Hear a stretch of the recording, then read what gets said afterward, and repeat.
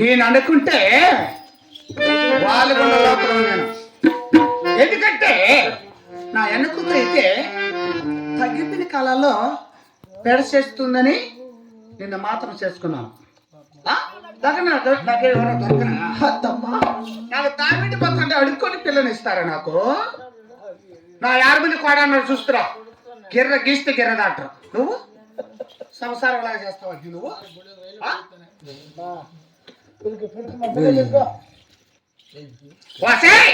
కట్టు కుడిసి నగర సొమ్ములు ఇస్తాను కాబట్టి ఒక ఆట కట్టాలంటే 12 మూడు కట్టాలి.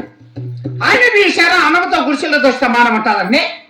ఆయన నీకు 6 3 దుప్పటి సరిగిచ్చి ఆ సాకేగలు గుడిసెలో తోస్తే ఆ గుడిసెలో పడి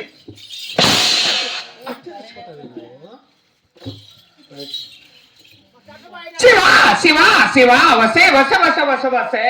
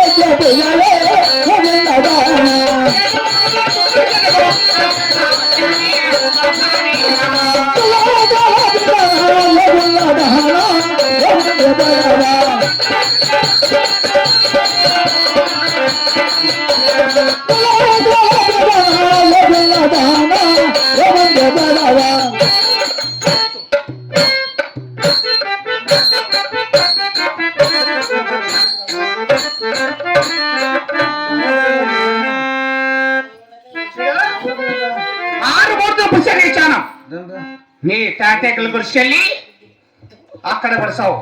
మన అత్తయ్య అత్తయ్య అంత వచ్చినావు అనుకో, ఇప్పటికే నా కొత్త కొత్త కొత్త కొత్త కొత్త కొత్త కొత్త ఉడుకుతా ఉందిరా. కొత్త కొత్త కొత్త కొత్త కొత్త ఉడుతాడు. అలాగే అత్తమ్మా.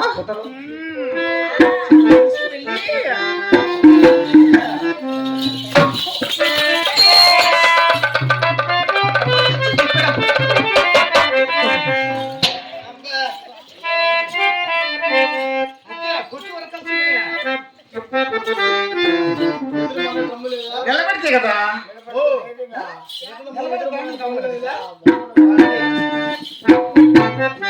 సరే నా కొట్టేసి ఉరుకుతున్నాన్ని దమ్ముని నిలబడాలా, ఎదిరించి మాట్లాడాలా. అలాగే వెళ్తానయ్యా. అలా పద్ధతి కాదమ్మా. ఇలా చేసుకోవాలా, అలా చేసుకోవాలా, కోడాలు గిట్ట నేర్పించుకోవాలా. నువ్వు కూడా అత్త మాట విని చక్కగా చదువు పని మాట నేర్చుకోవమ్మా అని దానికి చెప్పేదన్నా చెప్పాలా.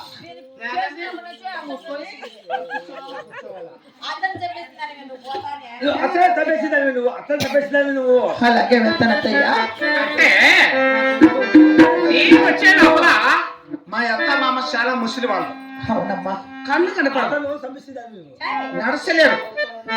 అలాంటి పరిస్థితుల్లో ఇంట్లోకి వచ్చి సంసారానికి వెయ్యి పెద్ద సంసారం అయింది.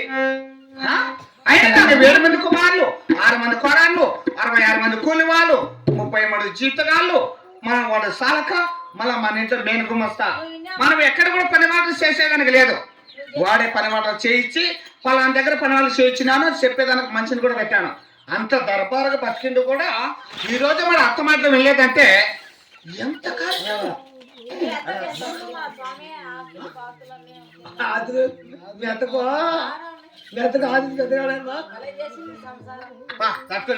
అలాగే వెళ్తాను అత్తయ్యా. కానీ గోవింద నారాయణ వైకుంఠవాస గోవింద అయ్యో ఏదో మోరలా మీరు రామ గోవింద